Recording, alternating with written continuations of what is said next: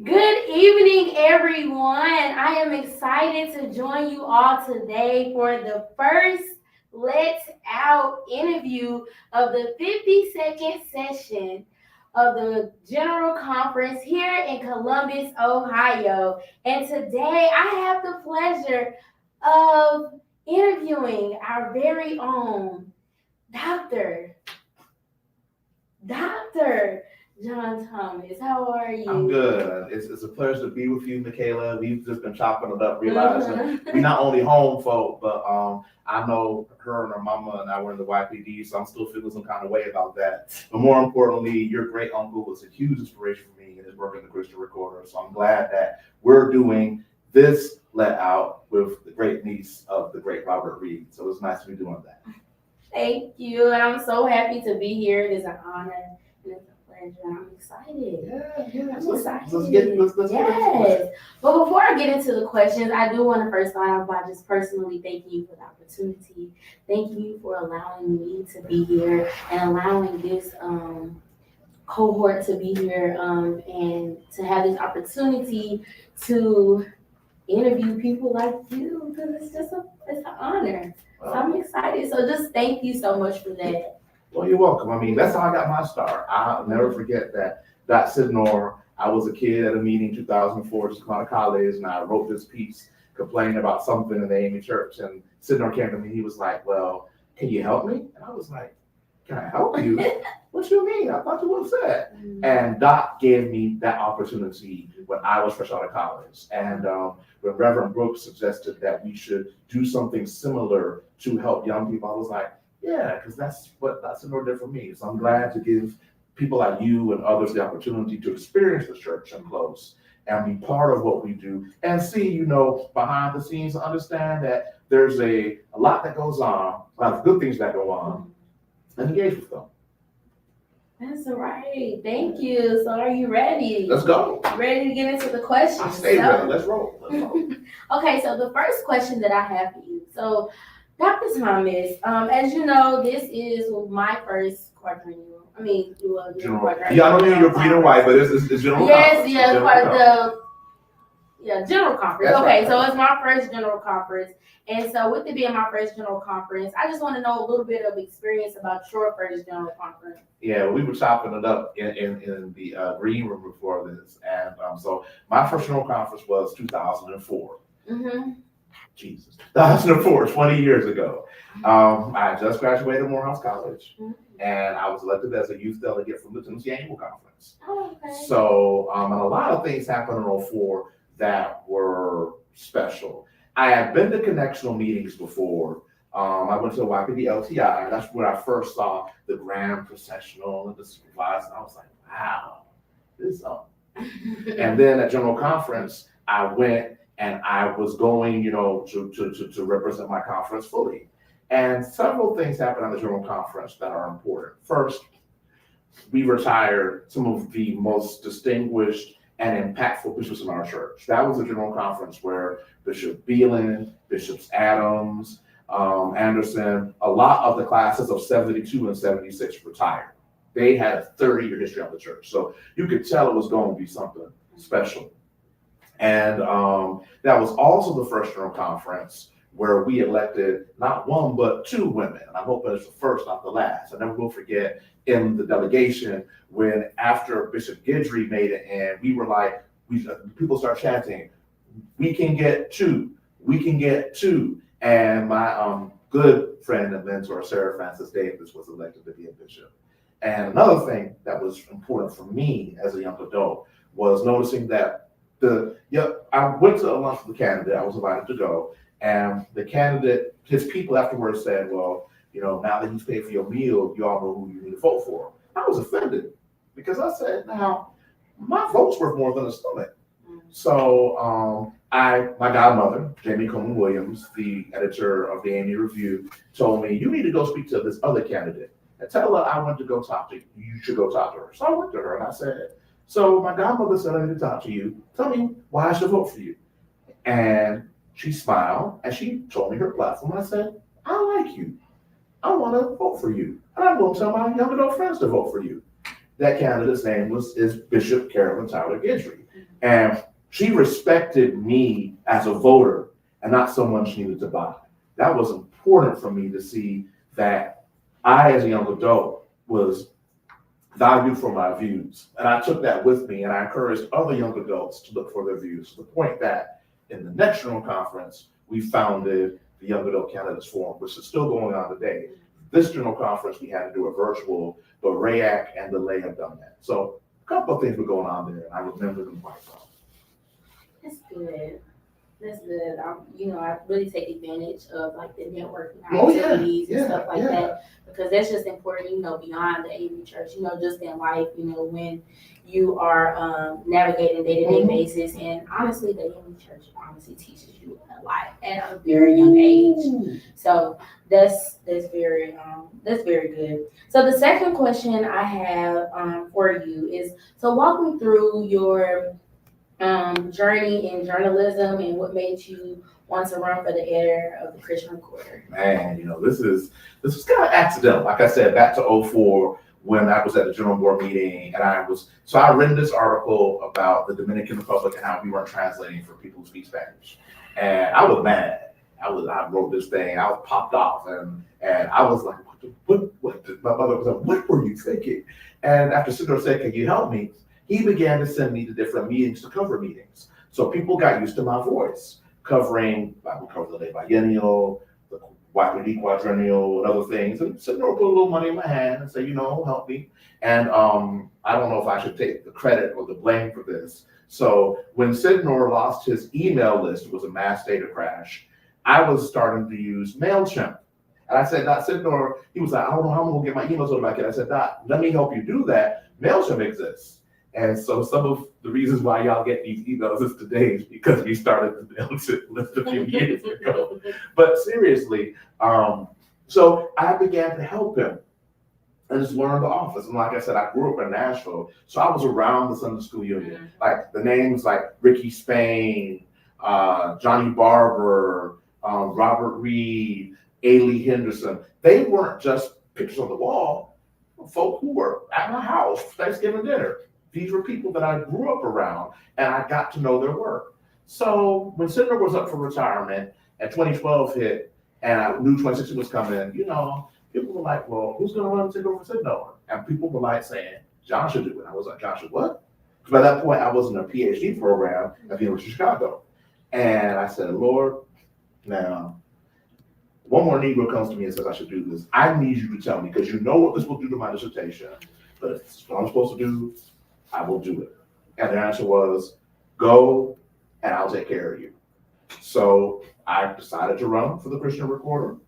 I was elected as the second youngest general officer in the AME Church. The youngest general officer was elected during the Civil War in 1864 and served as the editor of the Reorder for like 2 years, but that's neither here nor there.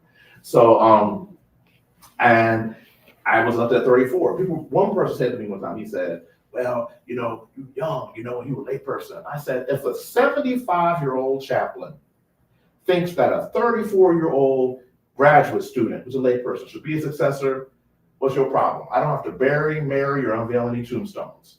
And the guy said, you got my vote. And I've been honored to be embraced in the world of Christian journalism. I joined the Associated Church Press, and I learned a lot there. In fact, I am now the president of the Associated Church Press. It's been an interesting job. It's been an interesting ride. Halfway through my term, but it's been a way for me to see that there are other periodicals like us. And I've tried to glean and learn and understand that there's journalism, but Christian journalism, that space is special, and also Black journalism. We're also members of the National Newspapers Publishers Association, and we are recognized as one of the mothers of Black press because we were founded in 1852. And we're the oldest Black newspaper that still prints. So that's a little bit of my journey, how I ended up here. That's good. You started young, and you have to start somewhere. Yeah. So you work your way up. So that's good. So the next question that I have is more about the let out, interviews. Yeah. So can you tell me a little bit about how the let out began? All right, man. So Mellett Thomas is quite the visionary and quite the he knows what he wants to say and says it. and says it in a way that, like it or not, he's going to say it. He's very opinionated and can clearly articulately express his opinions.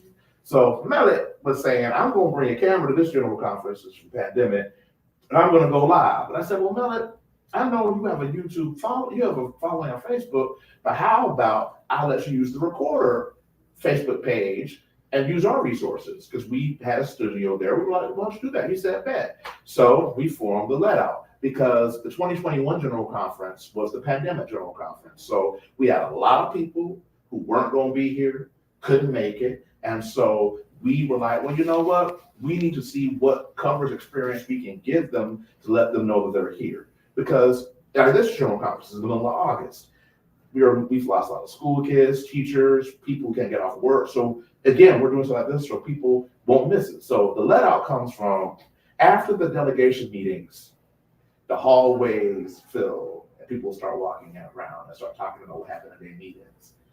That's the let out. So you can stand in the hallway and see folks trickle out, and then you hear news about like, wait, this district took this vote. This candidate went by this district and it didn't go well. This district decided to bring this bishop. And it's all part of the culture of this general conference. That's one big A&B family. And that's where we got the let out from. So we also wanted to use the let out to explain some things that happened and to bring some context to people who, particularly young folks, who are here but may not be like, so now what happened? Or what was this? One of my proudest let out segments that Millet did was when the LGBTQ bill came up and was defeated at the national conference. We brought Mark Tyler, one of our writers, Rita Green, and another person at Millet, and Jen Leaf and Millet, and we just talked it out. It was very emotional and heavy, but we were like, we, the press, have to give some balance to what happened here. And that's one of the reasons why the study committee was created that just brought the report to this general conference, because we felt that people's voice weren't being heard. So, and another group from the 17th district, they weren't able to make it. So we provided an opportunity for them to say things that eventually got their district representation deserved. So we were very proud of them. It's good. It's good. Okay, so the next question, I heard you mention earlier about this being the oldest Black newspaper in the United States. So can you tell me a little bit more about that and what it means to you? Well, the Recorder was founded in 1852 by the order of the General Conference. We were created by the General Conference to provide news. And so one of the things about the Recorder, like during the Civil War, Black soldiers would carry the Recorder down south with the news. And after the Civil War, we would publish what we call Dear Friend Notices. In fact, it's a pastor of the 1st District, Carolyn Cavanis. The school that she works with, Villanova, had an entire project dedicated to those Dear Friend letters. And so they invited me to come in and speak and look at and understand, people were trying to find their relatives after slavery. Like I'm looking for my mother, and so we ran those notices for years for free, among many Black periodicals do that. The Recorder had people as famous as William Monroe Trotter, W.B. Du Bois. We were and are a paper of thought. As I was told by Dr. Sidnor, we're a mix of like the Des Moines Register, which is like a local paper, and the New York Times, which is, the New York Times. And I know sometimes the AME Church, we have to appreciate, one of the missions that I was given was like to bring the Recorder back to its fullness. Dr. Sidnor had done an amazing job in helping us to stabilize and to create an online presence. However, after that point, we had to, he gave a good foundation for us to move forward. So we were able to scale up, get columnists, establish sections, and it's been exciting, but it has been challenging. I mean, like for instance, today I just told the General Conference, we can print again after 2 years because our printer had stopped with small publishers, and so we were scrounging to find someone we could afford to print with. We finally found one. Subscriptions haven't always been the best. I was reading through old reports, and I found a report from 1880 where the editor told the General Conference, we need your subscriptions to keep the business. And I was like, if this what the man was saying in 1880, what's going to happen with me? Jesus. But one of the greatest joys has been I was walking with my friends and getting stopped every 5 minutes and be like, yo, thank you for that interview on the bishop, or thank you for writing that article, or I may not have agreed with what you said, but I'm glad that someone said it. Bring the voice to the church, bring the news to the church. And, sometimes, we don't get it right, but we will always try to make it work and fix it. And the recorder is recognized by the outside world for being one of the preeminent and important voices in the Black press. Before the group, for Rio, there was us. And we strive to be the premier faith-based African American publication. So it's been a great journey, but I ain't gonna lie, it's been a lot of work. Thank you so much. That's amazing. The history and everything is just amazing. And I'm just so, again, thankful and grateful for all that you do. Well, you're part of that history too. Well, it's true, but right now, I just want to thank you because you are amazing and you're doing some really good things here in the Christian Recorder. So, well, thank you. You're welcome. So, the last question, all right, I just must ask. Uh-huh. We're going to take a pivot just a little bit, all right. But I just must ask. What are your thoughts on the general conference so far? There's been some tension going on, so I just want to know what are your thoughts. Oh, we going to the real level. Well, I'll put it like this. Everything needs a historical perspective. For example, what happened with Bishop McLeod today. People need to understand that it's been 40 years since a bishop got on the floor of the General Conference and unexpectedly announced he was going to retire. That was Bishop Hubert Robinson. Likewise, we've had Bishop Edward Waters resigned from the episcopacy because he felt that he wasn't doing anything. So it is a rare event for a bishop to give up the episcopacy. Very rare. So when that happened, we were like, whoa, what's going on? And so when we sent the notice out, then the senior came back and said, well, we're not really so sure what just happened. And we're like, yeah, we really don't know. And we've entered, so that's why we sent out the next piece saying, we really don't know what just happened here, so stay tuned.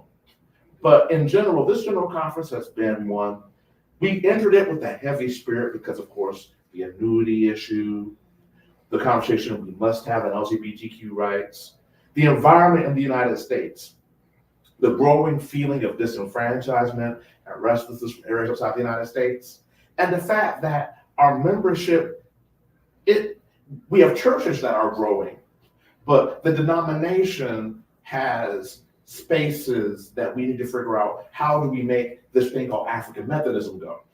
Like, we got churches that are on fire, but we as the AME church have to have a reckoning and figure out some things. But let's be clear. History is our guide. In 1972, for example, we entered in the General Conference with 2 treasurers. There were dueling treasurers with different books. And in 1944, there was a lawsuit over who was going to be bishop of the First Episcopal District, to the point where we had to have a special General Conference, and we expelled 3 bishops. So the AME Church has been in moments where things have happened. We've not had a theft like this, and it grieves me that a former colleague of mine committed this theft, an act of robbery from his peers. But quote, Kendrick Lamar, we're gonna be all right. Now, what does all right look like? I honestly don't know. All right might not look like we serve the same, but God's people, God's church is gonna be all right. So I'm hopeful, but we got a lot of work we need to do. And some things we've been kicking down the road, so we got to deal with this, because you can't create a system and not manage it well and not expect to eventually have to go. It's like driving a broke down car. Eventually, that check engine light is going to make you take it to the dealership. And if you're taking it in earlier, the repair cost would have been cheaper than having to get a new engine, which means you might as well just get a new car. And in some places, our check engine light's been on for a minute. So I'm hopeful, but I'm also realistic. We have a lot of work to do that will begin at this general conference, but it's not going to end here. Thank you. You're welcome. Thank you. So that is a wrap, guys. But before I end, I just want to say again, thank you.